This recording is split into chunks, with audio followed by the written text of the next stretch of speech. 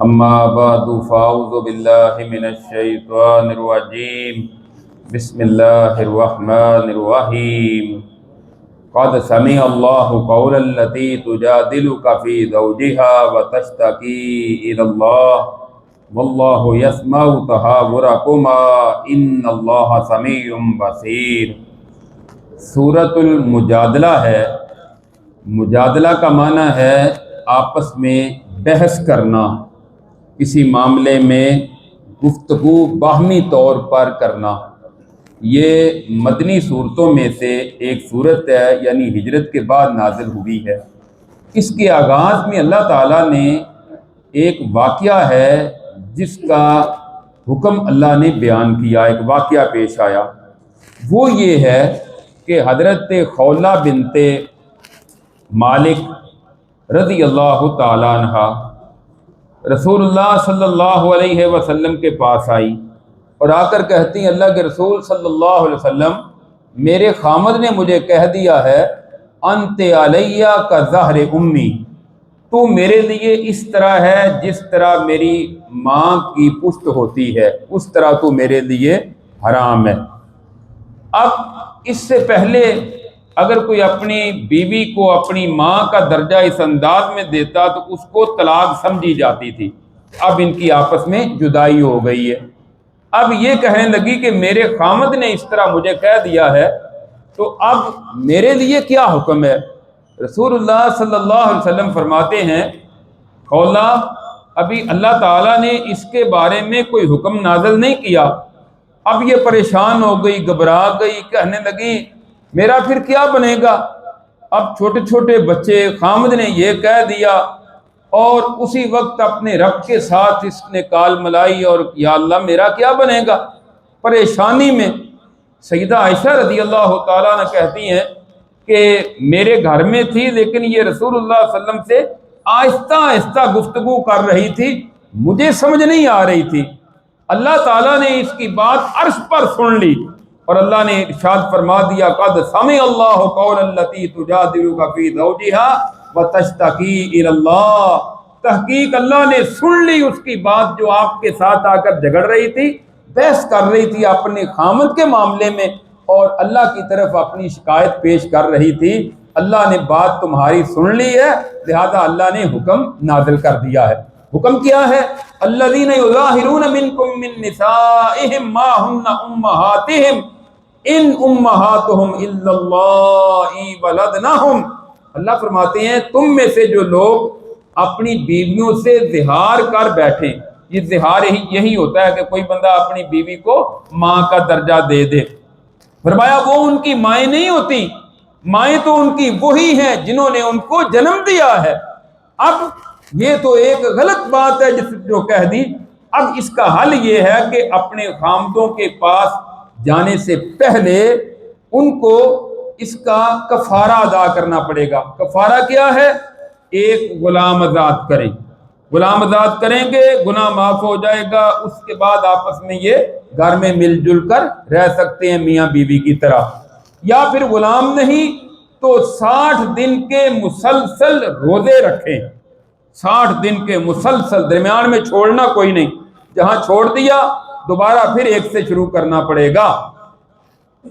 اور اگر کوئی 60 دن کے مسلسل روزے نہیں رکھ سکتا تو پھر 60 مسکینوں کو کھانا کھلا دے، ایک ہی مرتبہ 60 مسکینوں کو کھلا دے یا تھوڑے تھوڑے کر کے کھلا دے، لیکن جب تک کھانا نہیں کھلا لے گا، 60 مسکین پورے نہیں ہوں گے، اس وقت تک یہ بندہ اپنی بیوی کے پاس نہیں جا سکے گا۔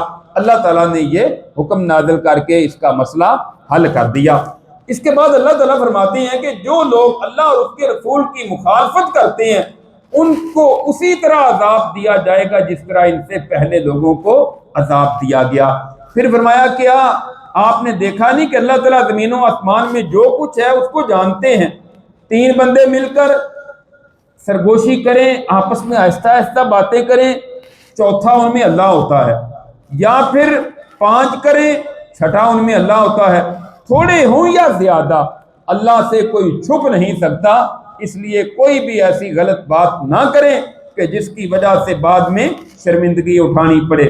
اصل میں منافقین اور یہودیوں کا یہ شیوا تھا کہ کوئی مسلمان پاس سے گزرتا تو آپس میں آہستہ آہستہ باتیں کرنی شروع کر دیتے، مسلمان سمجھتے، پریشان ہو جاتے کہ ہمارے بارے میں کوئی یہ پراپوگنڈا ہو رہا ہے، ہمارے خلاف کوئی سازش ہو رہی ہے۔ تو اللہ تعالیٰ نے کہا اس طرح نہ کیا کرو، یہ تمہارے لیے جائز نہیں ہے۔ اور اس کے بعد فرمایا اے ایمان والو، جب تمہیں کہا جائے نا مجلس میں وسعت پیدا کرو تو وسعت پیدا کر دیا کرو تاکہ باقی لوگ بھی اس کے اندر آ کر شریک ہو سکیں، بیٹھ سکیں۔ ویسے کسی کو اس کی جگہ سے اٹھانا مناسب نہیں ہے، رسول اللہ صلی اللہ علیہ وسلم نے منع کیا ہے کہ کوئی بندہ بیٹھا ہے مجلس میں اور آپ آ کر کہیں اٹھو جی یہاں تو میں نے بیٹھنا ہے، یہ درست نہیں ہے۔ اور دوسرا، اسی طرح کسی کی کوئی خاص جگہ ہے اس کے آفس میں، اس کے گھر میں، تو کوئی بندہ اس کی اجازت کے بغیر جا کر وہاں نہیں بیٹھ سکتا، اور نہ کسی مصلی پر جو وہاں کا امام ہے اس کی اجازت کے بغیر کھڑا ہو کر جماعت کروا سکتا ہے۔ اجازت ہو تو پھر ٹھیک ہے، آپ کسی آفس میں گیا تو اس کی ٹیبل اور کرسی اسپیشل پڑی ہوئی ہے، باقی صوفے لگے ہوئے ہیں، آپ وہاں جا کر بیٹھیں، آپ اس کی کرسی پر نہیں بیٹھ سکتے جو اس کی خاص جگہ ہے۔ اسی طرح کوئی بندہ مسجد میں آیا تو کوئی دوسرا کہے یہاں تو میں نے نماز پڑھنی، اٹھو، یہ بھی غلط ہے، اس کی بھی اجازت نہیں ہے۔ جو پہلے آ جائے وہ جگہ پا جائے اور اس کو وہ جگہ مل جائے گی۔ فرمایا اللہ تعالیٰ تمہارے لیے وسعت پیدا کر دیں گے، دنیا میں اللہ وسیع گھر بھی دے دیں گے جب اللہ کے احکامات کی پابندی کرو گے۔ اللہ تعالیٰ رزق میں، روزی میں اور عزت میں اللہ تعالیٰ اضافہ کر دیں گے، اور جنت میں بھی اللہ تعالیٰ وسیع گھر عطا فرما دیں گے۔ اللہ تعالیٰ بلند کرتے ہیں ان لوگوں کا مقام اور مرتبہ، ان کے درجات جو تم میں سے ایمان لائے اور جو علم والے ہیں۔ علم کی وجہ سے ایمان کے ساتھ ساتھ درجے اللہ کے ہاں بہت بلند ہیں۔ اس کے بعد اللہ تعالیٰ فرماتے ہیں کہ اے میرے نبی، کیا آپ نے ان لوگوں کو دیکھا نہیں ہے کہ جو ان لوگوں کے ساتھ دوستی کرتے ہیں جن پر اللہ کا غضب نازل ہوا ہے؟ اس سے مراد ہے یہودیوں کے ساتھ دوستی، اور یہ منافقین کا شیوا تھا۔ فرمایا یہ نہ تم میں سے ہیں نہ ان میں سے ہیں، یعنی نہ تو یہ مسلمانوں میں سے ہیں نہ یہ یہودیوں میں سے ہیں، یہ جو منافق ہیں، اور یہ وَيَحْلِفُونَ عَلَى الْكَذِبِ وَهُمْ يَعْلَمُونَ، جھوٹی قسمیں بھی کھاتے ہیں، جانتے بھی ہیں۔ اللہ تعالیٰ نے ان کے لیے بڑا دردناک عذاب تیار کر رکھا ہے۔ اس کے بعد فرمایا کہ جو لوگ اللہ اس کے رسول کی مخالفت کرتے ہیں ان کے لیے ذلت والا عذاب ہوگا۔ اللہ نے یہ لکھ دیا ہے کہ میں اور میرے رسول ہی غالب رہیں گے، اللہ بڑا ہی قوی اور بڑا ہی عزت والا ہے۔ ہاں، آپ مومنوں کو ایسا نہیں پائیں گے جو اللہ اور آخرت کے دن پر ایمان رکھتے ہیں کہ وہ ان سے محبت کریں جو اللہ اور اس کے رسول کی مخالفت کرنے والے ہیں، اگرچہ ان کے باپ ہوں، بھائی ہوں، بیٹے ہوں، خاندان کے لوگ ہوں، آپ ان کی محبت کبھی ان کے ساتھ نہیں پائیں گے۔ یعنی آپ کا رشتہ داری کیوں نہیں، جو اللہ اور اس کے رسول کا دشمن ہے، آپ کی اس سے محبت درست نہیں ہے۔ حضرت ابو عبیدہ رضی اللہ تعالیٰ عنہ صحابی رسول ہیں، عشرہ مبشرہ میں سے ہیں، یہ غزوہ بدر میں کہتے ہیں کہ میں تلوار چلا رہا تھا مسلمانوں کی طرف سے کافروں کے مقابلے میں، کہتے ہیں ایک بندہ بار بار میرے سامنے آتا ہے، میں تھوڑا سا ادھر ادھر ہو کر اس کو نظر انداز کرتا ہوں، اس سے دوسری طرف چلا جاتا ہوں، لیکن پھر موقع ایسا بنا کہ وہ کافروں کے اور میرے درمیان حائل ہو گیا، رکاوٹ بن گیا۔ کہتے ہیں میں نے پھر تلوار ماری، اس کی گردن اڑا دی۔ یہ کون تھے؟ ابو عبیدہ رضی اللہ تعالیٰ عنہ کا سگا باپ تھا جو مشرک تھا۔ ایک طرف دین کی محبت، ایک طرف باپ ہے، باپ کو نہیں دیکھا۔ اللہ کہتے ہیں باپ سے نہیں، پھر تمہاری محبت اسلام کے ساتھ ہے۔ ساتھ میں نبی وقاص رضی اللہ تعالیٰ مسلمان ہو گئے، ان کی والدہ مسلمان نہیں ہے۔ والدہ کہتی سعد یہ دین جو تم نے نیا قبول کیا نا، چھوڑ دے اس دین کو۔ کہتے ہیں ماں میں نے نہیں چھوڑنا۔ کہتی اچھا نہیں چھوڑنا، پھر میں بھوکی مر جاؤں گی، میں پانی نہیں پیوں گی، دھوپ میں پڑی رہوں گی۔ پہلے سمجھاتے رہے، جب ماں بات نہیں آئی کہنے لگے ماں تو ایک ماں ہے، تیرے جیسی کتنی بھی مائیں ہوں، 40 یا 70 مائیں ہوں، جتنی بھی ہوں، وہ محمد صلی اللہ علیہ وسلم کے دین پر قربان کی جا سکتی ہیں، میں ان کا دین نہیں چھوڑ سکتا۔ ماں کو سمجھ آ گئی کہ اب یہ دین پر پکا ہو گیا، اب مجھے ہی اپنے معاملات پر غور و فکر کرنا پڑے گا، اب یہ دین کو چھوڑنے والا نہیں ہے۔ تو چھوٹی چھوٹی باتوں کے لیے، دنیا کے مفادات کے لیے، مال کے لیے اپنا دین، اسلام، قرآن، حدیث کو چھوڑ دینا، اللہ کہتے ہیں یہ اہل ایمان کا انداز نہیں ہے، بلکہ وہ دین پر ثابت قدمی اختیار کرتے ہیں، اور یہی لوگ ہیں جن کے دلوں میں اللہ نے ایمان لکھ دیا ہے، اور اپنی طرف سے روح کے ساتھ ان کی مدد کی ہے، اللہ ان کو ایسی جنتوں میں داخل کرے گا جن کے نیچے نہریں بہتی ہیں۔ یہ اللہ پر خوش اور اللہ ان پر خوش، یہ اللہ کی جماعت ہے اور اللہ کی جماعت غالب ہونے والی۔ اس کے بعد ہے سورۃ الحشر، یہ بھی مدنی صورتوں میں سے ہے۔ حشر کا معنی ایک تو میدان حشر میں لوگوں کا حشر ہوگا، ایک تو وہ ہے، ایک اس سے پہلے اس صورت میں جو واقعہ ہے وہ یہ ہے کہ رسول اللہ صلی اللہ علیہ وسلم جب مدینہ منورہ میں گئے تو مدینہ منورہ میں جا کر آپ نے یہودیوں کے ساتھ معاہدہ کیا جس کو میثاق مدینہ کہا جاتا ہے۔ 3 یہودیوں کے قبیلے تھے، بنو قینقاع، بنو نذیر اور بنو قریظہ۔ بنو قینقاع کا تو جلدی انجام پورا ہو گیا، اور جو بنو نذیر تھے انہوں نے رسول اللہ صلی اللہ علیہ وسلم ایک موقع پر ان کے قبیلے میں گئے، یہ مدینہ سے مسجد نبوی سے 3-4 کلومیٹر کے دور ان کے بڑے بڑے قلعے تھے، اور اس کے گرد و نواح کھجوروں کے بڑے بڑے بلند و بالا درخت تھے۔ یہودی اس دور میں بھی بڑے خوشحال تھے۔ نبی کریم صلی اللہ علیہ وسلم کسی معاملے کے لیے گئے جو اجتماعی معاملہ تھا دیت کا، انہوں نے جا کے آپ کو قلعے کی دیوار کے ساتھ بٹھایا اور کہنے لگے جی ہم اس کا بندوبست کرتے ہیں، پیسوں کا آپ کے حوالے کرتے ہیں تاکہ ان کی دیت دی جا سکے۔ پیچھے گئے، جا کر پلاننگ کی، اس طرح کرو آج موقع بنا ہے، قلعے کی دیوار پہ چڑھو، اوپر سے بھاری پتھر محمد صلی اللہ علیہ وسلم پر گرا کر ان کو ختم کر دو۔ اللہ تعالیٰ نے وحی کے ذریعے رسول اللہ صلی اللہ علیہ وسلم کو آگاہ کر دیا۔ آپ نے صحابہ کرام جو 2-4 آپ کے ساتھ تھے، آپ نے فرمایا اٹھو میرے صحابہ جلدی کرو، آپ وہاں سے اٹھ کر واپس آ گئے۔ آپ نے فرمایا اب ان کا ہم نے حل کرنا ہے، یہ تو خبیث جو ہیں اپنی شرارتوں سے باز نہیں آتے۔ ان کا محاصرہ کیا صحابہ کرام کو ساتھ لے کر، کئی دن تک محاصرہ رہا۔ اس کے بعد انہوں نے کہا کہ ہم یہاں سے اپنا ملک چھوڑ کر یہاں سے مدینہ سے ہم نکل جاتے ہیں، آپ ہمیں چھوڑ دیں۔ فرمایا جو دفع ہو جو یہاں سے، تمہیں جلا وطن کیا جا رہا ہے، لے جو سامان اٹھا کر لے جا سکتے ہو، بس اس کے بعد تمہارا یہاں داخلہ بند ہے۔ وہاں سے نکلے، خیبر چلے گئے۔ اب اللہ تعالیٰ کہتے ہیں یہ بڑے بڑے محلات، بڑے بڑے قلعے تھے، سائڈوں پر کھجوروں کے درخت تھے، صحابہ کرام نے محاصرے کے دوران کھجوروں کے درخت کاٹے، ان کو جلا دیا تاکہ ان کی جو بال حصار بنا ہوا ہے نا وہ ختم ہو جائے اور ان پر حملہ کرنا آسان ہو۔ اللہ کہتے ہیں آپ بڑا مشکل سمجھتے تھے کہ یہ قلعے آسانی سے فتح نہیں ہو سکتے، دیکھو اللہ نے کس طرح فتح کر دیے۔ اور پھر جب ان کو پتا چلا نا کہ اب ہم چھوڑ کے جا رہے ہیں، انہوں نے اپنے مکانوں کو خود ہی گرانا شروع کر دیا تاکہ اس میں سے جو قیمتی چیزیں لے جائیں، اور دوسرا یہ کہ ہمارے کام نہیں آتے تو مسلمانوں کے کام بھی تو نہ آئے۔ اس طرح یہ مدینہ سے نکلے اور یہ دفع ہو گئے، خیبر چلے گئے۔ اللہ تعالیٰ نے فرمایا یہ جو مال فیع دیا ہے نا اللہ نے آپ کو، ایک ہوتا ہے مال غنیمت جو دشمن سے لڑائی کے بعد حاصل ہوتا ہے، ایک ہے مال فیع جو دشمن کا محاصرہ کیا جائے، لڑائی کے بغیر دشمن مال دے دے، وہ مال فیع۔ فرمایا اس کا حل یہ ہے، یہ اللہ تعالیٰ کے لیے ہے، رسول کے لیے، قریبی رشتہ داروں کے لیے، یتیموں مسکینوں اور مسافروں کے لیے ہے، یہ ان پر خرچ ہوگا۔ یہ واقعہ اللہ تعالیٰ نے یہاں ذکر کیا ہے بنو نذیر کا کہ اللہ تعالیٰ نے آپ کو کس طرح یہاں کامیابی عطا کی۔ اور فرمایا یہ جو منافق ہے نا، یہ ہاں مسلمان جو ہیں اہل ایمان وہ دعا کرتے ہیں ربنا اغفر لنا ولاخواننا الذین سبقونا بالایمان ولا تجعل فی قلوبنا غلا للذین آمنوا ربنا انک رؤوف رحیم۔ اے ہمارے رب معاف کر دے ہمیں اور ہمارے ان بھائیوں کو جو ایمان میں ہم سے سبقت رہ جا چکے ہیں، اور ہمارے دلوں میں ان کے بارے میں کینہ اور بغض پیدا نہ کر، تو بڑا ہی ہے ہمارے رب، شفقت کرنے والا، رحم کرنے والا ہے۔ جنت میں ان اہل ایمان کے بعد یہ ان کے پیروکار ہیں جو ان کے لیے دعا کرتے ہیں اور ان کے دل ان کے بارے میں صاف ہے۔ جس کا دل صحابہ اکرام سابقہ اہل ایمان کے بارے میں بغض سے بھرا ہوا ہے وہ مومن نہیں ہو سکتا اور وہ ان کے ساتھ جنت میں جا کر مل نہیں سکتا۔ ان کے بارے میں دل صاف ہونا چاہیے۔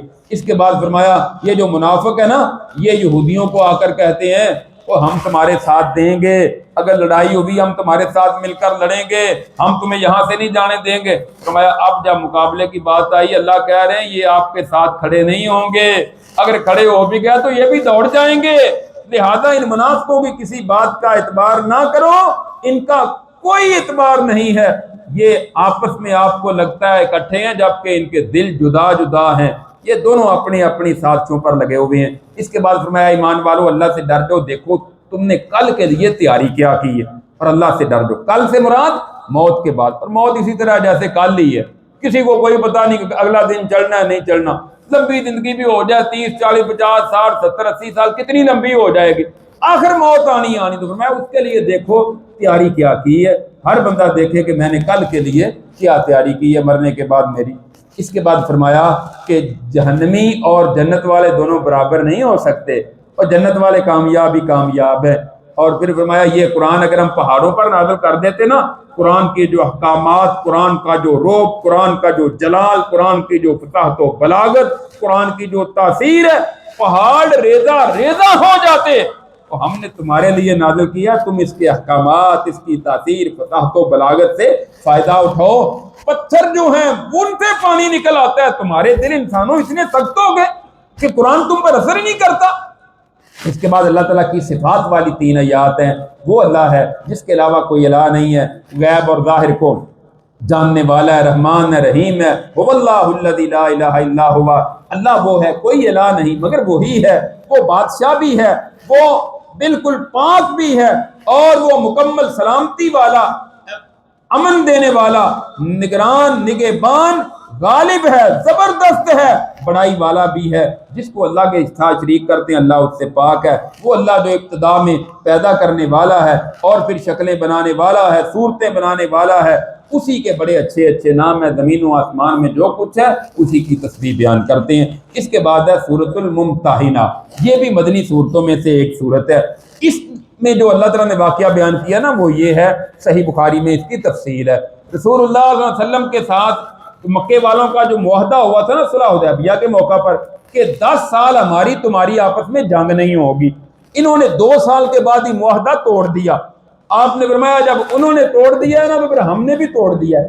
ابو سفیان بعد میں آیا تھا تجدید کرنے کے لیے, وہ ہم سے غلطی ہو گئی تھی. آپ نے فرمایا اب ختم ہے بات, اب تم نے توڑا, ابتدا تم نے کی ہے, لہذا اب ہماری طرف سے بھی معاہدہ ختم ہے. آپ نے صحابہ کرام کو کہا جہاد کی تیاری کرو, اب مکہ جانا ہے. تیاری ادھر ہو رہی ہے. ایک صحابی تھے حاتب بن ابی بلتہ رضی اللہ تعالیٰ عنہ, انہوں نے سوچا کہ جتنے صحابہ یہاں مدینہ میں آئے ہوئے ہیں نا ہجرت کر کے, ان کے وہاں رشتہ دار مکے میں موجود ہیں, ان کے گھر بار, ان کی زمینوں کی وہ خیال کرتے ہیں اور ان کی نگرانی بھی کرتے ہیں. میرے بیوی بچے مکہ میں ہیں, کوئی میرا رشتہ دار نہیں ہے, کیوں نہ ہو کہ میں کوئی مکے والوں پر احسان نہ کر دوں. اس نے ایک رکا لکھا, ایک عورت کو مزدوری دی کہ تم یہ رکا لے جا کر مکے والوں کو دو. اس میں لکھا کہ محمد صلی اللہ علیہ وسلم اور صحابہ کرام تمہارے خلاف جہاد کی تیاری کر رہے ہیں, لہذا تم بھی تیاری کر لو. اب یہ لیک جو کیا تھا نا راز, یہ بہت بڑا گناہ تھا, بہت بڑی خرابی تھی. ایک اعتبار سے یہ غداری میں شمار ہوتا ہے. اب رسول اللہ صلی اللہ علیہ وسلم کو اللہ تعالیٰ نے وحی کے ذریعے بتا دیا. آپ نے فرمایا علی, زبیر, مقداد, تم جو روضہ خاک مقام پر ایک عورت ہے وہ ایک رکا لے کر جا رہی ہے مکے میں, اس کو گرفتار کر کے پکڑ کے میرے پاس لاؤ. اب یہ تینوں صحابی گئے, کہتے ہیں اسی جگہ پر جہاں رسول اللہ نے کہا تھا نا, جو کہ وحی کے ذریعے کہا تھا, اسی جگہ پر وہ عورت مل گئی. ہم نے اس کو کہا وہ رکا دے جو تیرے پاس خط ہے نا وہ نکال. کہتی میرے پاس کوئی خط نہیں. کہا ہے تیرے پاس؟ کہتی کوئی خط نہیں, دیکھ لو میرے پاس. تو کہنے لگے مدینے والے نے کہا ہے وہ غلط نہیں کہہ سکتے, تو اگر نہیں نہ نکالے گی ہم تیری تلاشی لیں گے, چیکنگ کریں گے تیری, پھر تجھے نکالنا پڑے گا. اس نے اپنے بالوں کے اندر سے نا, میڑیوں کے اندر سے وہ خط نکال کے دیا. رسول اللہ صلی اللہ علیہ وسلم کے پاس اس کو لے کر آئے, خط لا کر پیش کیا. جب خط کھولا تو وہ تھا حاتب بن ابی بلتہ کی طرف سے مکے والوں کے نام, اور یہ ان کو دیا پیغام. حضرت عمر رضی اللہ عنہ پاس بیٹھے, کہتے اللہ اگر تو اجازت دیں تلوار ماروں, اس کی گردن نہ اڑا دوں. یہ حاتب بن ابی بلتہ نے کیا, ہمارا راز مکے والوں کو دے دیا. آپ فرماتے عمر یہ بدری صحابی ہے, بدر میں شریک ہوا تھا. جو 313 بدر میں شریک ہوئے تھے نا, اللہ تعالیٰ نے اس دن اعلان کر دیا تھا بدریوں آج کے بعد جو بھی کرو گے میں نے تمہیں معاف کر دیا. آپ نے فرمایا حاتب تم نے کیا ذرا تم تو بتاؤ. کہنے لگا اللہ کے رسول میں کوئی مرتاد نہیں ہوا, نہ میں منافق ہوا ہوں. سچی بات یہ ہے کہ میں نے صرف مکے والوں پر احسان کرنے کا ایک طریقہ سوچا تھا. آپ نے فرمایا کوئی بات نہیں, ہم اس کو کچھ نہیں کہتے, اللہ نے بھی معاف کر دیا ہے, کوئی بات نہیں, یہ بدری ہے. بدریوں کا مقام جو ہے وہ بڑا بلند ہے. ایک دن جبریل علیہ السلام آگے کہتے اللہ کے رسول آپ میں سے سب سے زیادہ بلند صحابہ مقام کون سے ہیں جن کا مقام سب سے زیادہ ہے؟ آپ فرماتے ہیں جو بدر والے ہیں، جبریل کہتے ہیں جو فرشتے بدر میں شریک ہوئے تھے ان کا مقام بھی سارے فرشتوں میں سب سے زیادہ ہے۔ تو چونکہ مشکل وقت تھا، حالات بڑے خراب تھے، اور بدر میں جانا کوئی اس وقت کو مال لینا تھوڑا تھا، وہ جانوں کی قربانی دینی تھی اور بڑا مشکل کام تھا۔ اللہ تعالیٰ نے اس صورت میں اس واقعہ کی طرف اشارہ کیا ہے۔ اس کے بعد فرمایا ابراہیم علیہ السلام کی جو سیرت ہے نا، ان کی زندگی، وہ بھی تمہارے لیے نمونہ ہے، سوائے ایک بات کے، ایک بات، باقی ابراہیم علیہ السلام کی زندگی تمہارے لیے نمونہ ہے سوائے ایک بات کے۔ وہ کیا ہے؟ جب ہجرت کر کے جا رہے تھے انہوں نے اپنے باپ سے کہا تھا کہ میں تیرے لیے بخشش کی دعا کروں گا۔ اللہ نے کہا یہ نہیں، کسی کا باپ مشرک کافر ہے تو وہ اپنے باپ کے لیے بخشش کی دعا نہیں کر سکتا۔ مسلمان کے لیے کر سکتے ہیں، کافر کے لیے۔ ابراہیم علیہ السلام کو جب اللہ تعالیٰ نے بتا دیا تیرا باپ ایمان نہیں لائے گا، یہ مشرک ہے، پھر انہوں نے اس کے بعد دعا کرنی چھوڑ دی، اللہ سے معافی مانگ لی۔ اور حدیث میں آتا ہے قیامت کا دن ہوگا، اللہ رب العزت کے سامنے ابراہیم علیہ السلام کہیں گے یا اللہ تو نے کہا تھا تجھے قیامت کے دن رسوا نہیں کروں گا، تو آج میرا باپ، اللہ باپ کو بجو کی شکل بنائیں گے ابراہیم علیہ السلام کے باپ کو، اور کہیں گے یہ دیکھو تمہارے سامنے جہنم کی آگ کا ایندھن بن رہا ہے۔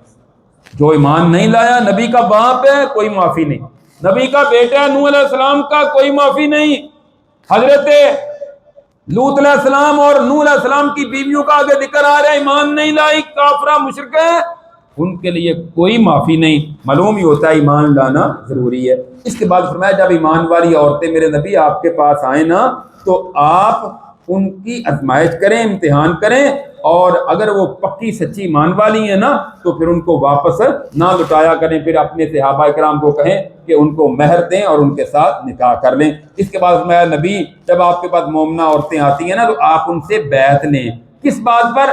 کہ وہ اللہ کے ساتھ کسی کو شریک نہیں کرے گی، چوری نہیں کرے گی، بدکاری نہیں کرے گی، اپنے ہاتھوں سے اپنی اولاد کو قتل نہیں کرے گی، اور بہتان نہیں گڑے گی، اور معروف کاموں میں وہ آپ کی نافرمانی نہیں کریں گی۔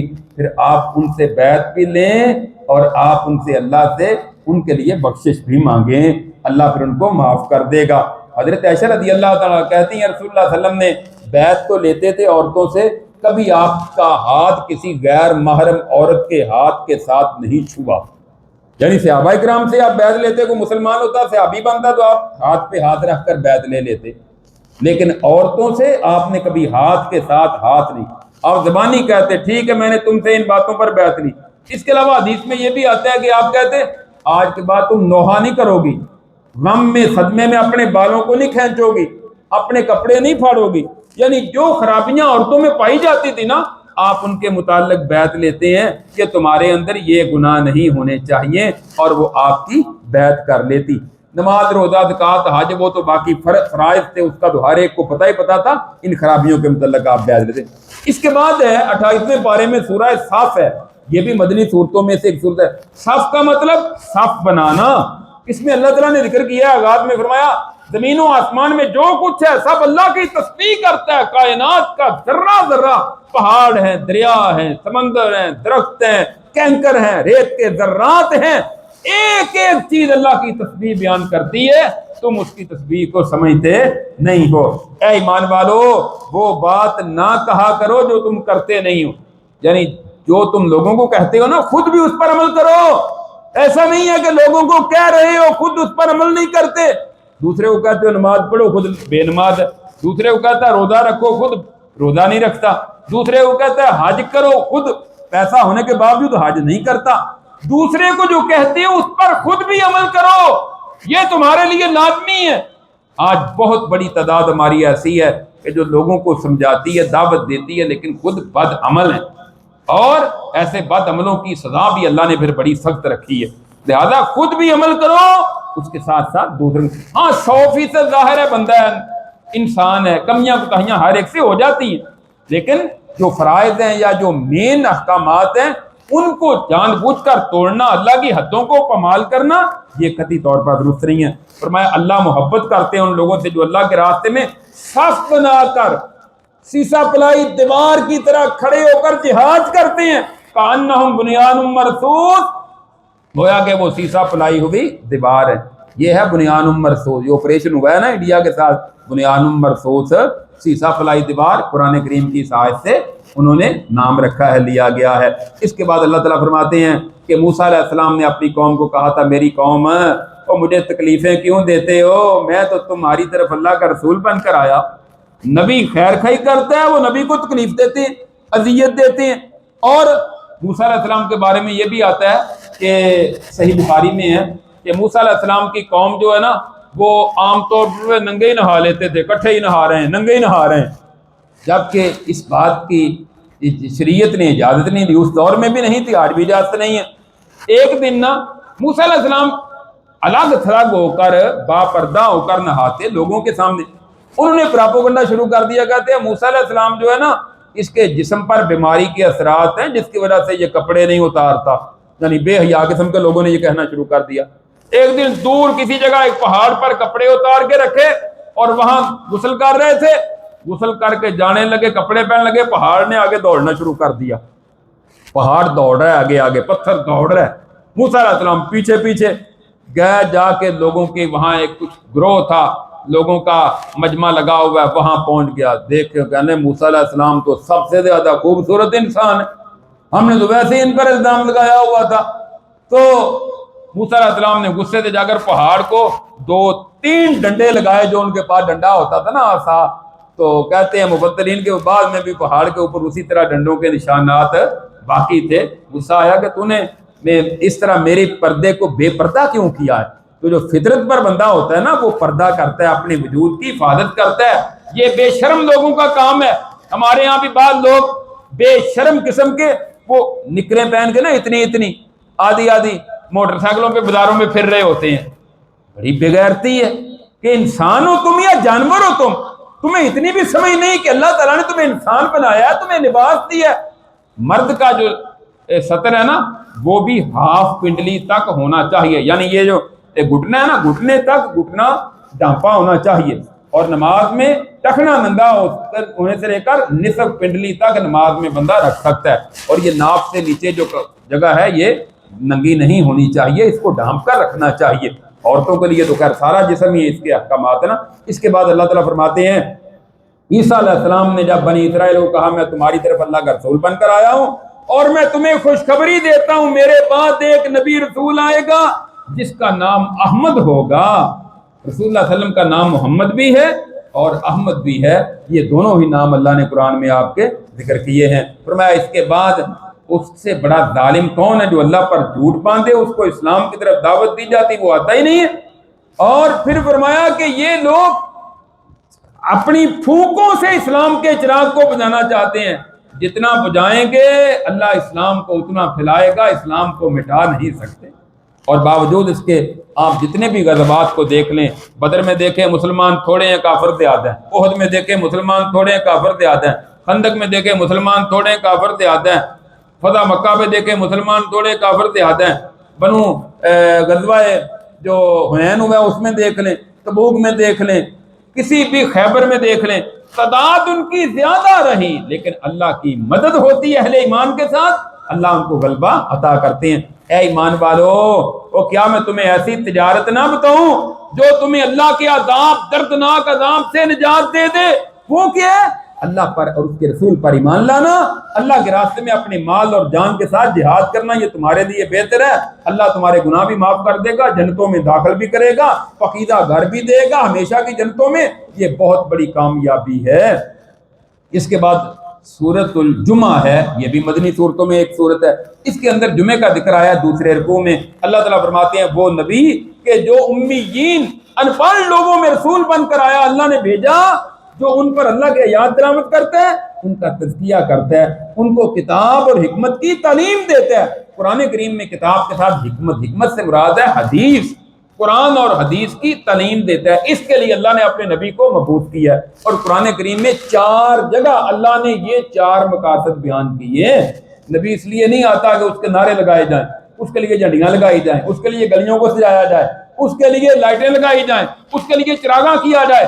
نبی کے آنے کے مقاصد اللہ نے قرآن کے 4 مقامات پر 4 مقاصد بیان کیے ہیں کہ وہ لوگوں کو اگر اللہ کی کتاب کے آیات سکھائے، شرک سے، کفر سے، جہالت سے ان کو پاک کرے، اور کتاب کی، قرآن کی تعلیم دے، اور حدیث کی تعلیم دے، یہ 4 مقاصد ہیں جن کے لیے نبی آتا ہے۔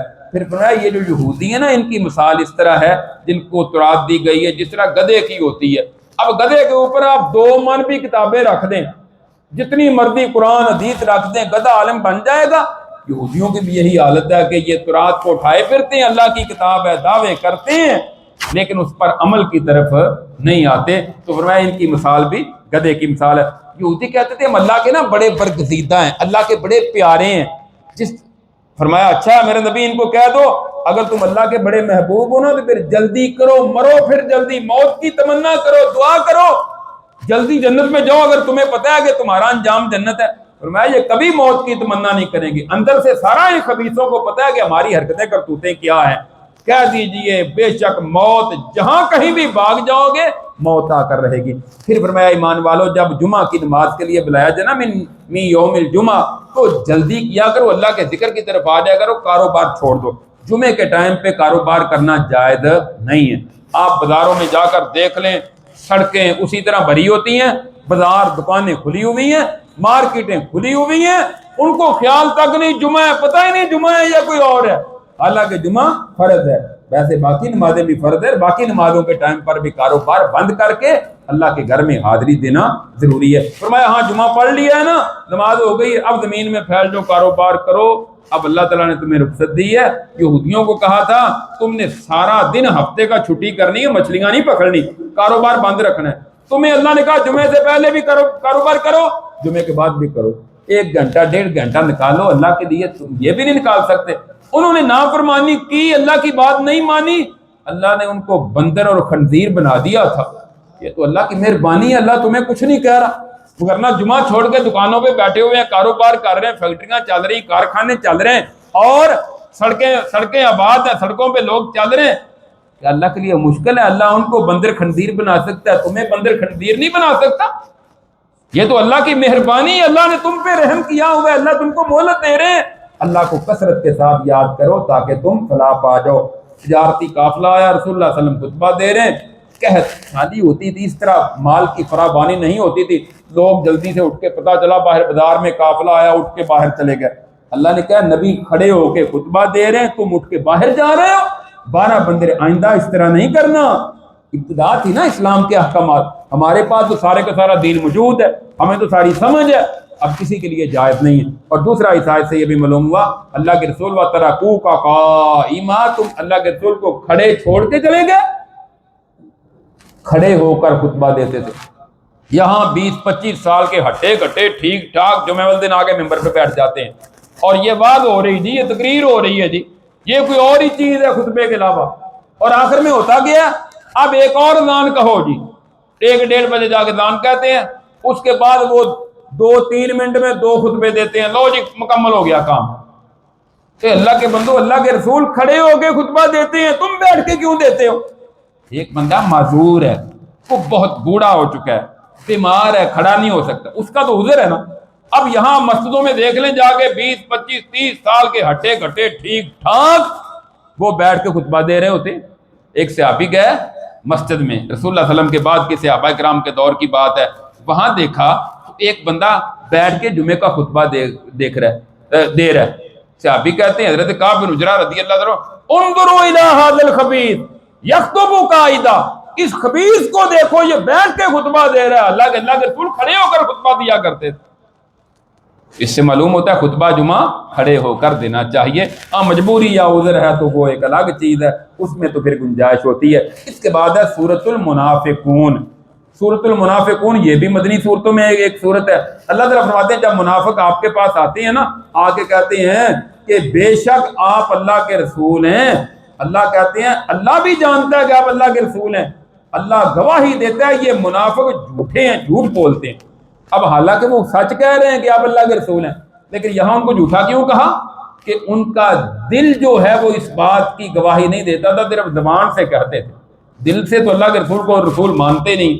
اللہ نے فرمایا یہ جھوٹ بولتے ہیں، اللہ نے ان کے دلوں پر مہریں لگا دی ہیں، اور یہ ظالم ایسے ہیں کہ آپ ان سے کہا جائے نا، او اللہ کے رسول تمہارے لیے بخشش مانگے، یہ گردنیں پھیر لیتے ہیں، منہ پھیر لیتے ہیں، اور آپ دیکھتے ہیں تکبر کرتے ہوئے جاتے ہیں۔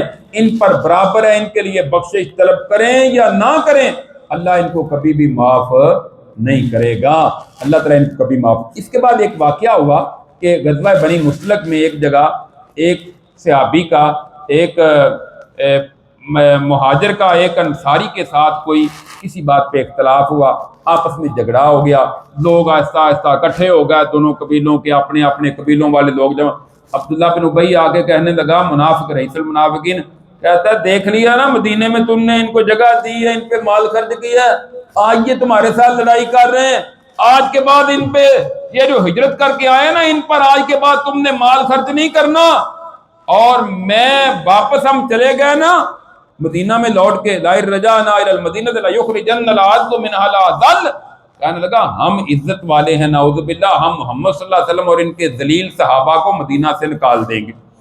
ایک صحابی آئے اللہ کے رسول کو، آ کر اللہ کے رسول عبداللہ بن ابی نے یہ بکواس کی ہے۔ آپ نے بلایا عبداللہ بن ابی کو، کہا ادھر آؤ، تم نے یہ کہا؟ کہتا جی قسم اللہ کی میں نے تو کہا ہی نہیں۔ اب وہ صحابی پریشان ہو گیا کہ میں تو لوگوں میں جھوٹا ثابت ہو گیا نا، کہ اس نے جھوٹ بولا۔ اللہ نے قرآن کی یہ آیات نازل کر دی، فرمایا اس منافقوں نے کہا تھا اگر ہم مدینے کے چلے گئے نا واپس تو ہم عزت والے ذلیلوں کو نکال دیں گے۔ اللہ نے اس صحابی کی صداقت کو قرآن میں بیان کیا، عبداللہ بن ابی کے جھوٹ کو واضح کیا، فرمایا عزت اللہ اس کے رسول اور ایمان والوں کی ہے، منافقوں کی کوئی عزت نہیں ہے۔ یہ بے ایمان ذلیل ہوئے، ذلیل ہوتے رہیں گے۔ آخر میں اللہ کے رسول کی رحیمی کریمی اتنی، جب عبداللہ بن ابی مر گیا نا، اس کا بیٹا آ کے کہتا ہے اللہ کے رسول میرے باپ کی نماز جنازہ پڑھا دے۔ کمال رسول اللہ کی شفقت اور رحیمی اور کریمی، آپ کھڑے ہو گئے، فرماتے ہیں چلو میں۔ حضرت عمر کہتے ہیں اللہ کے رسول اس بے ایمان نے کوئی کمی کی ہے؟ آپ پر تہمتیں لگاتا رہا، آپ کے صحابہ پر بکواس کرتا رہا، آپ کی بیوی سیدہ عائشہ پر اس نے تہمت لگائی، اس نے کبھی کسی کو معاف کیا؟ آپ فرماتے عمر ابھی اللہ نے مجھے روکا نہیں، اللہ نے کہا تھا 70 بار بھی توبہ کرو گے نا، ان کے لیے بخشش مانگو گے، اللہ نے معاف نہیں کرنا، میں 70 سے زیادہ مرتبہ بھی بخشش مانگنے کے لیے تیار ہوں اگر اللہ اس کو معاف کر دے۔ اس قدر اللہ کے رسول رحمت للعالمین۔ پھر اللہ نے بعد میں قرآن کیا، اے میرے نبی آئندہ اس گروہ کا کوئی منافقوں میں سے کوئی مر گیا نا تو آپ نے اس کا جنازہ بھی نہیں پڑھانا، اس کی قبر پر کھڑے ہو کر دعا بھی نہیں کرنی، اللہ نے اس کو معاف کرنا ہی نہیں، اس کی خباستیں تھوڑی ہیں، اس نے کوئی کمی کی ہے۔ اس کے بعد میں ایمان والو، اور تمہارے مال اور تمہاری اولادیں تمہیں اللہ کے ذکر سے غافل نہ کر دیں۔ جس کے مال اور اولاد نے اللہ کے ذکر سے غافل کر دیا وہ خسارے میں چلا گیا۔ اپنا مال خرچ کرو اس دن کے آنے سے پہلے پہلے کہ تم میں سے کسی کو موت آئے اور کہے یا اللہ رب لولا اخرتنی الی اجل قریب فاصدق واکن من الصالحین، یا اللہ تھوڑی سی مہلت دے دے، مال بڑا سنبھال کے رکھا ہوا تھا اپنے پاس، خرچ نہیں کیا۔ سمجھانے والے سمجھاتے تھے اور وعظ کرنے والے وعظ کرتے تھے، نصیحت کرتے تھے، کہتا تھا بس اپنی پوری نہیں پڑتی، کاروبار ہے، پیسہ ہے، بینک بھرا ہونا چاہیے، کوٹھی بنگلہ مکان گاڑی ہر چیز موجود ہے، پھر بھی اللہ کے راستے میں دینے کو حوصلہ نہیں پڑتا تھا۔ یا اللہ تھوڑا سا ٹائم دے دے، بس ایک دن دے دے، اپنا مال تیرے راستے میں خرچ کر لوں۔ یا اللہ تھوڑا سا 1 گھنٹہ ہی دے دے، تھوڑا سا ٹائم دے دے، جلدی جلدی وصیت کر دوں، میرا فلاں مکان میرے بعد مسجد میں دے دیں، مدرسے میں دے دیں، میری فلاں دکان مسجد کے لیے وقف، میرا اتنا بینک بیلنس اور اتنے زیورات گھر میں پڑے ہوئے، جلدی جلدی عذاب سے بچ جاؤں، اللہ کے راستے میں دے دوں، تھوڑا سا ٹائم دے دے۔ اللہ فرماتے ہیں وَلَن يُؤَخِّرَ اللَّهُ نَفْسًا إِذَا جَاءَ أَجَلُهَا، اور جب کسی کی موت کا وقت آ جاتا ہے پھر اللہ ایک لمحے کے لیے بھی مؤخر نہیں کرتے۔ ٹائم ختم ہو گیا، بڑا ٹائم ملا تھا، 40 سال 50 سال 70 سال ملے تھے، اس وقت تیرا حوصلہ نہیں پڑتا تھا، اس وقت مال مال مال مال جمع کرتا تھا اور تیرا پیٹ ہی نہیں بھرتا تھا۔ اور آپ نے فرمایا انسان کو جتنا بھی مال مل جائے نا، حتیٰ کہ سونے کی 2 وادیاں، وادی کہتے ہیں دونوں طرف بڑے بڑے پہاڑ ہو، درمیان میں کھلا جتنا علاقہ ہوگا اس کو وادی کہتے ہیں، سونے کی 2 وادیاں بھی مل جائیں وہ تیسری کی خواہش کرتا ہے ایک اور آ جائے، ایک اور آ جائے، 2 فیکٹریاں کہتا ہے ایک اور آ جائے، 2 گاڑی یہ کہتا ہے ایک اور آ جائے، 2 کوٹھیاں کہتا ہے ایک اور آ جائے۔ فرمایا قبر کی مٹی ہی اس کے پیٹ کو بھرے گی، اس سے پہلے اس کا پیٹ نہیں بھر سکتا۔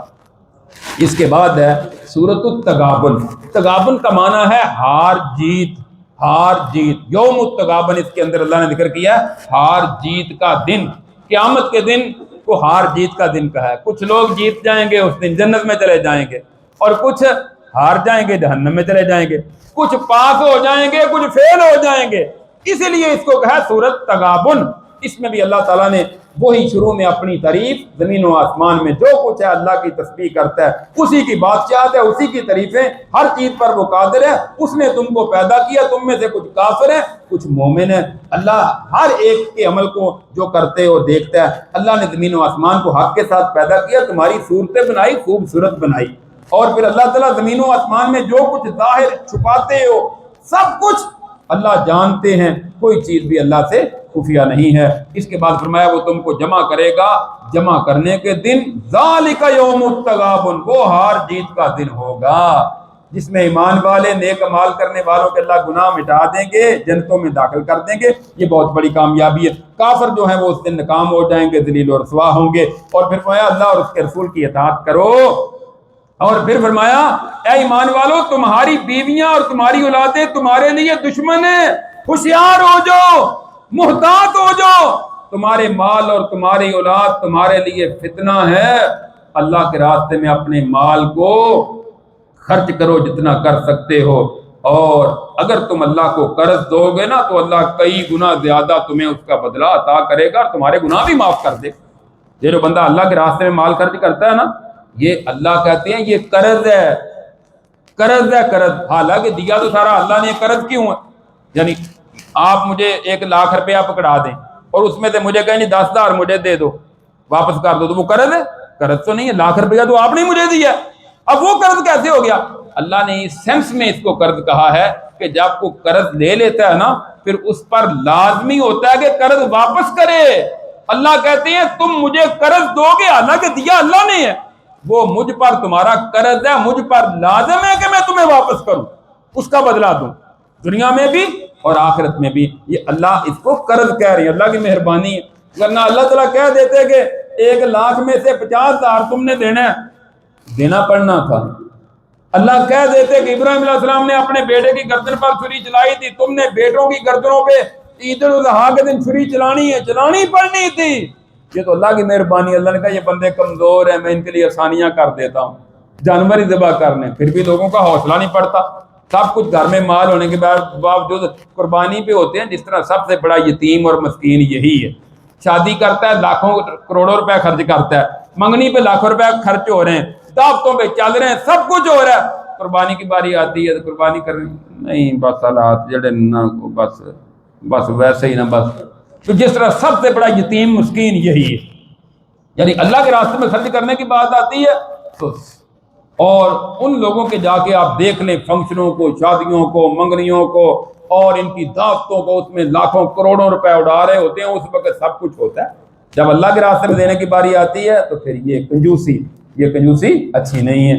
اس کے بعد ہے سورہ طلاق، یہ بھی مدنی صورتوں میں سے ایک صورت ہے۔ اللہ تعالیٰ فرماتے ہیں میرے نبی جب تم طلاق دو نا عورتوں کو، یعنی نبی کو مخاطب کر کے اللہ نے مومنوں کو احکامات دیے، پھر ان کی عدت شمار کیا کرو، اور عدت کے اندر عورتوں کو گھروں سے نہیں نکالنا، نہ وہ خود نکلیں۔ اچھا یہاں ایک بہت بڑا اہم مسئلہ ہے، بیوی کو 3 طلاقیں ہوتی ہیں نا زندگی میں انسان کے پاس اختیار۔ پہلی طلاق دی تو عدت کتنی ہے؟ 3 حیض یا 3 ماہ کہہ لیں، 3 پیریڈز کہہ لیں ان کو۔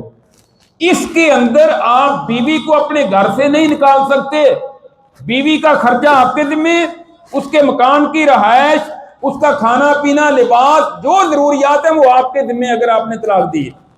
فائدہ کیا؟ اللہ کہتے ہیں گھر میں رہے گی، ممکن ہے 10 دن بعد، 15 دن بعد بچے بھی وہاں ہوں گے، 20 دن بعد آپس میں صلح ہو جائے۔ یہاں ہمارے ہاں کیا چلتا ہے، ابھی لفظ طلاق بولا نہیں، فوری اس کو گھر بھیج دیتے ہیں، جو ماں باپ کے گھر، یا اس کے ماں باپ آتے ہیں لے جاتے ہیں اس کو گھر، چلو جی بس ہمارا تیرا تعلق ختم ہو گیا۔ یہ غلط ہے۔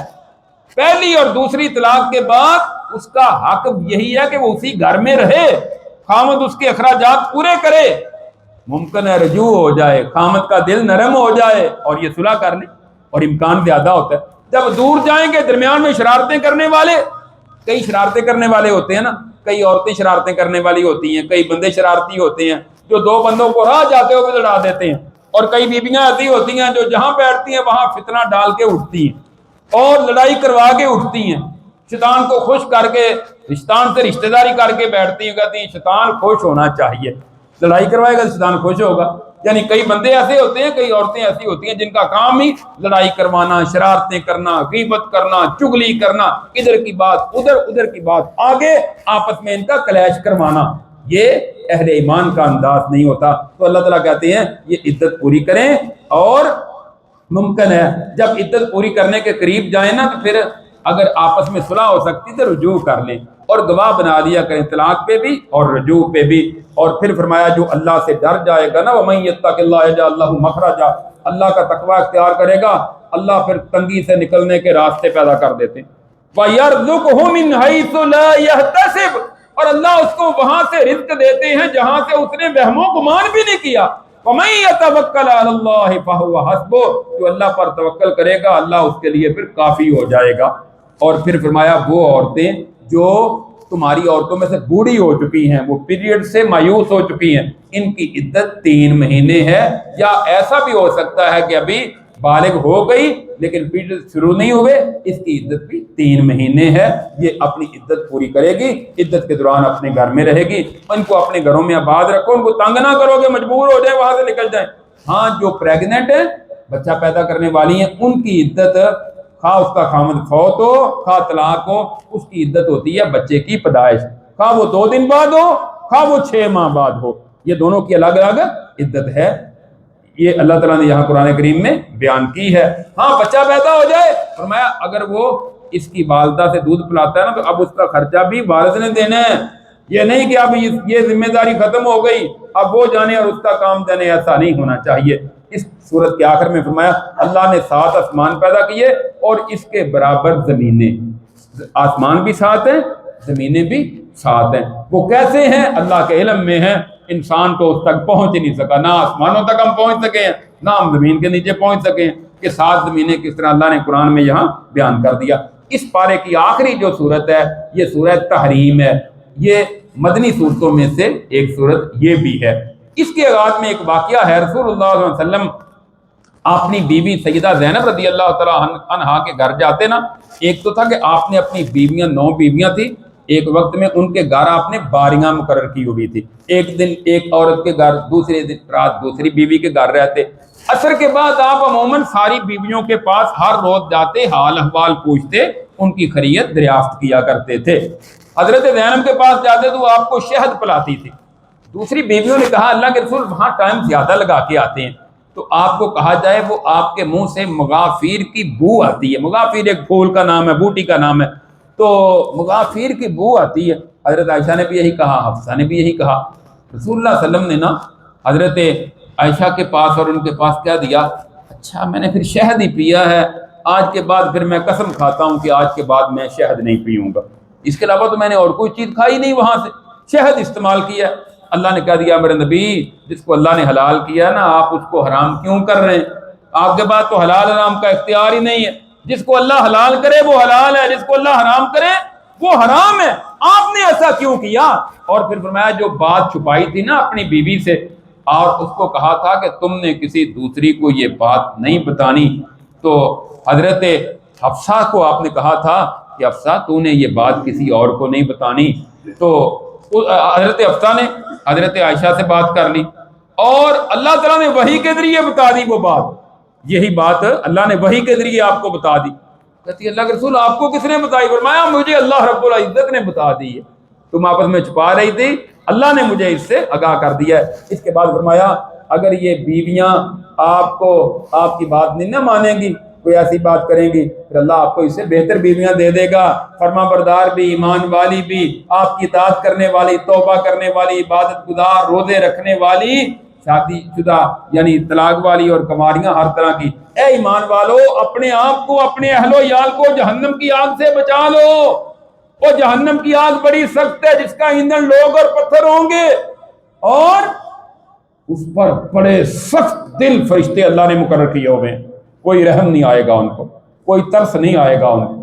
لہذا باز آ جاؤ، اللہ کی فرما برداری کر لو، اپنے آپ کو اور اپنی اولاد کو۔ اولاد کی ذمہ داری باپ پر ہے، آپ نے فرمایا بیٹا 7 سال کا ہو جائے، بیٹی ہو جائے 7 سال کی، نماز کی ترغیب دو، 10 سال کا ہو جائے زبردستی مار کے اس کو نماز پڑھاؤ، 10 سال کا ہو گیا، 15 سال کا ہو گیا، سو جا کوئی بات نہیں، پڑھنی ہے نا، ساری عمر پڑھنی ہے۔ اس کی عمر 18-20 سال ہو گئی، روزہ ابھی تک نہیں رکھا رہے، بچہ ہے چھوٹا، دیکھا نا بیٹا چھوٹا ہے، بچہ ہے، ساری عمر روزے ہی رکھنے ہیں، وہ 20 سال کا ہوتا ہے، کہتا ہے نماز ہوگا، جا کم کر، جا نماز پڑھو، نہیں پڑھتا، میں نہیں پڑھتا، پھر آ کے ہمارے پاس جی کیا کریں، آپ بڑا سمجھاتے ہیں، جب سمجھانے کا ٹائم تھا اس وقت سمجھایا نہیں، جب اس کو مسجد میں لے جانے کا ٹائم تھا اس وقت لے کر نہیں گیا۔ یہ آپ دیکھتے ہیں نا درختوں کی بریک ٹانیاں ہوتی ہیں، ان کے ٹوکرے بھی بن جاتے ہیں، ٹوکریاں بھی بن جاتی ہیں، ان کو موڑ کے فولڈ کر کے جو مرضی بنا دیتے ہیں، اگر وہ موٹی ہو جائے اس کو موڑ سکتے ہیں؟ نہیں موڑ سکتے، وہ ٹوٹ جائے گی۔ یہی صورتحال ہے، سمجھانے کے موقع پر سمجھایا نہیں۔ اس کے بعد اللہ فرماتے ہیں ایمان والو اللہ کی طرف سچی خالص توبۃ نصوحا کر لو۔ خالص توبہ کی 3 شرطیں، گناہ چھوڑ دو، شرمندگی کی اختیار کرو، آئندہ گناہ نہ کرنے کا ارادہ کرو، اور چوتھی شرط اگر کسی کا حق دبایا، کھایا، غصب کیا، اس کے حوالے کر دو، اس سے معافی مانگ لو، تو پھر تمہاری توبہ قبول ہو جائے گی، اللہ جنتوں میں داخل کریں گے۔ اے میرے نبی جہاد کرو، کافروں سے منافقوں سے ان پر سختی کرو، ان کا ٹھکانہ جہنم ہے۔ اور آخر میں اللہ نے مثالیں بیان کی ہیں، فرمایا مثال کافروں کے لیے حضرت نوح علیہ السلام اور لوط علیہ السلام کی بیوی کی، ان دونوں نے، بندے میرے نیک تھے، نبی تھے، بیویاں ان کی خیانت کی۔ خیانت کیا کی ہے؟ بدکاری نہیں کی، کسی نبی کی بیوی کبھی بدکار نہیں ہوئی، حدیث میں اس کی وضاحت ہے۔ ہاں شرک کرنے میں انہوں نے خیانت کی ہے، اپنی قوم کے ساتھ مل گئی تھی، بغاوت کرنے میں، شرک کرنے میں، کفر کرنے میں، اللہ کہتے ہیں کہہ دیا جائے گا، ان کو کہہ دیا گیا جاؤ جہنم کی آگ میں داخل ہو جاؤ۔ نبیوں کی بیویاں، نبیوں کی بیویاں، نبی کے گھر کھانا پکانے والی، نبی کے بستر پہ رہنے والی، نبی کا تبرک کھانے والی، یہاں کو پیر آ جاتا ہوگا تھا سب کو جو کرو تبرک کھاؤ، مارا تم جنتی، ہمارے ساتھ ہم پوچھ لیں گے۔ ایک کہتا ہے اور تمہیں کوئی جنت میں داخل نہیں ہونے دے گا نا، تو پیر صاحب کہیں گے دیواراں کراس کرو جنت میں داخل ہو جاؤ، ہم جنت میں داخل ہو جاؤں گے۔ بھئی وہ دیواریں ہیں، یہ پاک پتن کی جنت تھوڑی ہے جہاں ڈنڈے ڈنڈے کھا کے ذلیل ہو کے جوتے کھا کے کراس کر جاؤ گے۔ یعنی مذاق بنایا ہوا ہے دین کو ان لوگوں نے۔ نبیوں کی بیویاں گئی جہنم میں، دوسری طرف فرعون بے ایمان، اس کی بیوی حضرت آسیہ ایمان قبول کرنے والی، ادھر سے وہ سزائیں دیتا ہے۔ اللہ کہتے ہیں دعا کرتی ہے رب ابن لی عندک بیتن فی الجنہ، اللہ مجھے اب جنت میں گھر ہی عطا کر دے۔ اللہ فرماتے ہیں ہم نے دعا قبول کر لی، آسیہ کو جنت میں گھر عطا کر دیا۔ اور آخر میں فرمایا مریم بنت عمران جو پاک دامنہ تھی، ہم نے اپنی طرف سے روح پھونکی، اس نے خیانت نہیں کی، اللہ نے اس کو بیٹا دے کر دنیا میں ایک بہت بڑی نشانی اللہ نے دکھا دی۔ اس کے ساتھ 28واں پارہ مکمل ہوا۔ اللہ رب العزت سے دعا ہے اللہ تعالی ہمیں کتاب و سنت پر عمل کرنے کی توفیق عطا فرمائے۔ آخر دعوانا ان الحمد للہ رب العالمین۔